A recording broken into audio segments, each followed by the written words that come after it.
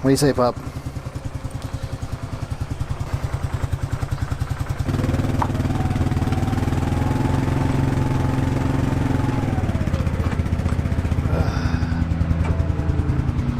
Too bad we don't have a skid steer.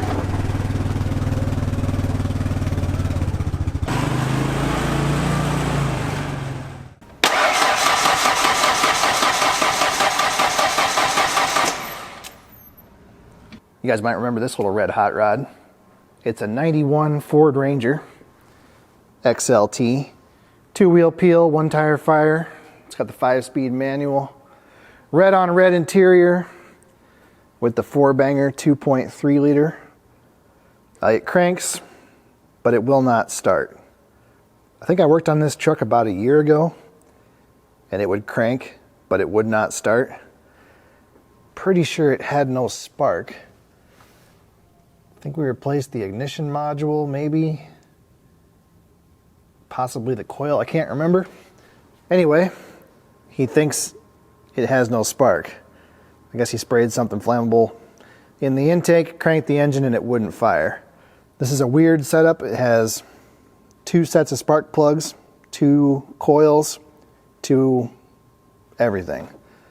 And it decides when to use both spark plugs. I'm not sure why they did that, some kind of emissions thing. Anyway, let's pull a plug wire, hook up some equipment, see if we can make heads or tails of it.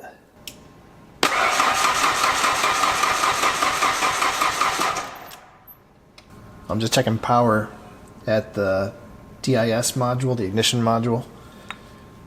It's good. Guess we better check the ground. Well, that's interesting. So the ground is there, but it's really dim. Like really dim.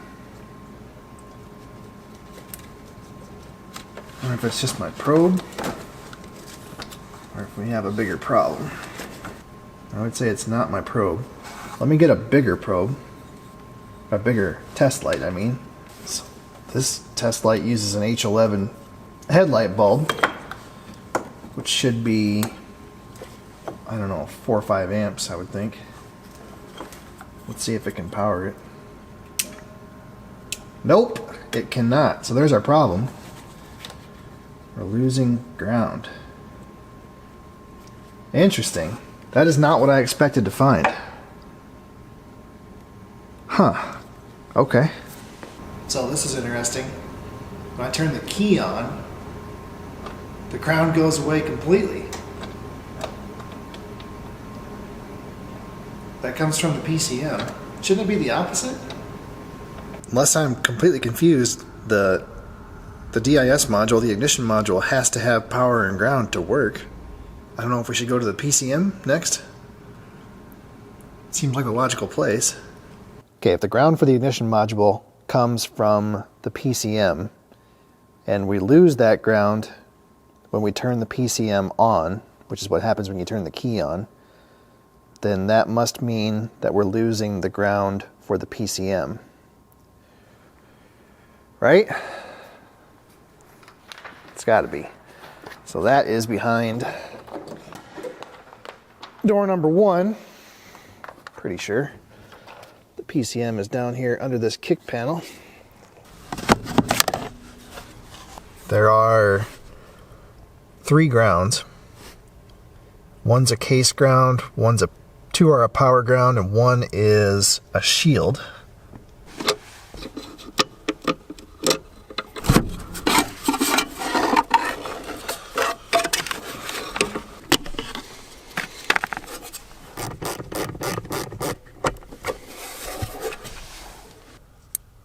That one's good. That one's good. That one's good. Ruh-roh. Does that mean we have a bad PCM? So we better check the power to the PCM. There. And there. That one's good. Good. Good. Good. Good. Good. Let's just take a peek. Yeah, it's not too bad. I don't see any obvious green crusties.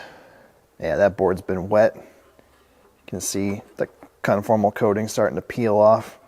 Looks like that's not too good right there. I don't know, we'll do a couple more tests, but it looks like it's gonna need a brain box. Just threw the ECM back in. The key is on. I'm back probed into the ignition power, and this is the output that goes to the ignition module and the crank sensor. And we got nothing. So if I move this over here to the ground. So that's it. Needs a box. So it's been a while since I last worked on this Ranger. I don't know how long, a couple of months I suppose. If you haven't figured it out, time management is not one of my strongest skills. Anyway, I was just double checking things before I went ahead and ordered a new PCM, and I'm glad that I did because I think I made the wrong call. I don't think this connector here can actually be back probed. It's too tight. So without the shell on it, I can go here. That's 20, 19, 18, 17. Pin 16 should be the ignition ground. And it's fine. And when you crank it, the light stays lit. So I do not think that the problem is in the PCM.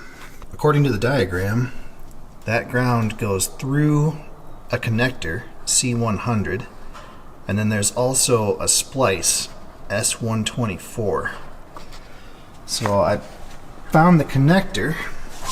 It is that gray guy right there, and I back probed the orange with a red stripe wire, and check this out. It also has a good ground. But even more interesting, check this out.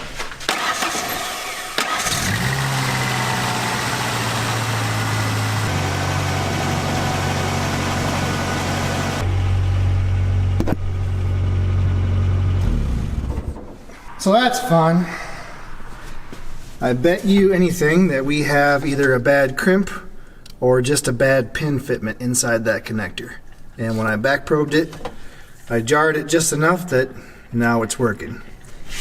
I tried to start it before we drug it in here and it wouldn't go, so that's the only thing I've changed. Yeah, that's a lot of fun. And unfortunately that's a common problem on these older vehicles. You can see this connector here has already been bypassed. There we go. Yeah, we got a nice black looking pin in there. That's interesting. I wonder if I can find a connector view.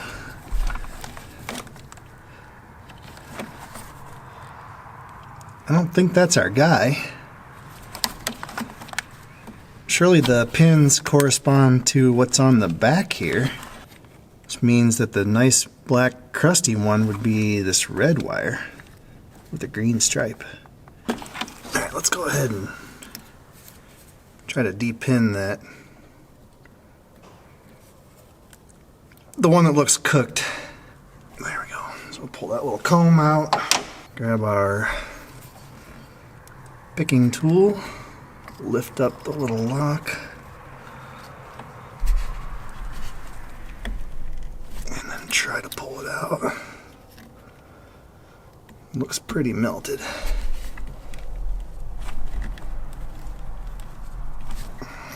So the red with the green stripe is the main power to the ignition module. That one's not okay. I think it's melted itself into the connector. There it is.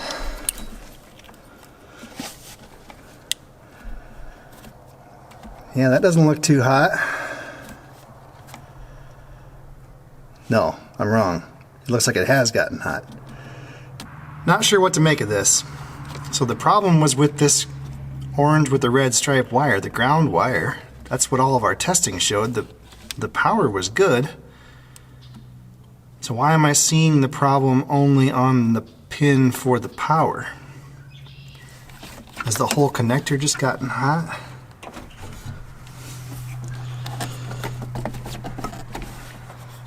I don't know. Well, I think we know what has to happen here. Snip, snip, snip, snip. Crimp, crimp, crimp, crimp. We'll just get rid of this connector. So I don't have any pins like that. I think that's the smartest thing we can do. Oh, I should probably unhook the battery, shouldn't I? Yeah, better.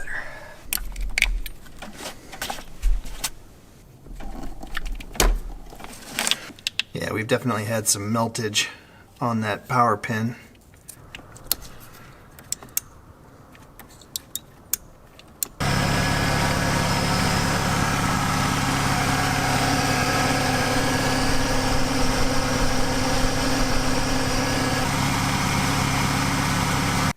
This power pin is definitely charred and melted, but everything else looks fine. I don't see any problems with the ground. So I don't know how we went, or I went so far off the rails on this diagnosis. It's been a long time. I can't remember exactly what happened, but I'm pretty positive that it was a ground issue. Yeah, because the power feed's up here. Anyway, I guess all is well that ends well, so we won't worry too much about it. Let's investigate this. Mystery noise. Sounds like something's rolling around inside that cap. Surprised those screws came out.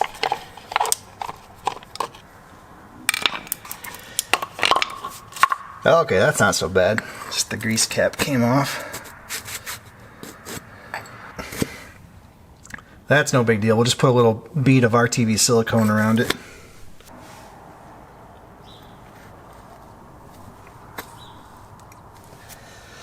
That'll hold it. Oh, I see. They thought ahead and they put plastic inserts in there. Usually aluminum plus stainless steel plus salt is not a good combination.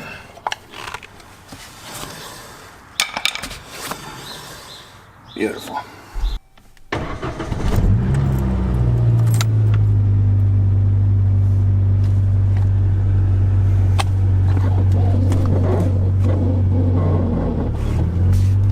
That is not reverse. There we go.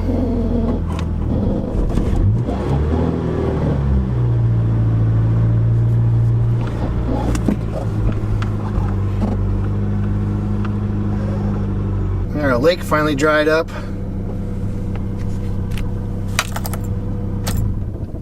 Yeah, that was kind of ugly. I don't think I've got enough editing skills to make me look like I know what I'm doing on this one. Still not sure what exactly happened. It doesn't matter. We towed it in. We drove it out. On to the next one. Thanks for watching.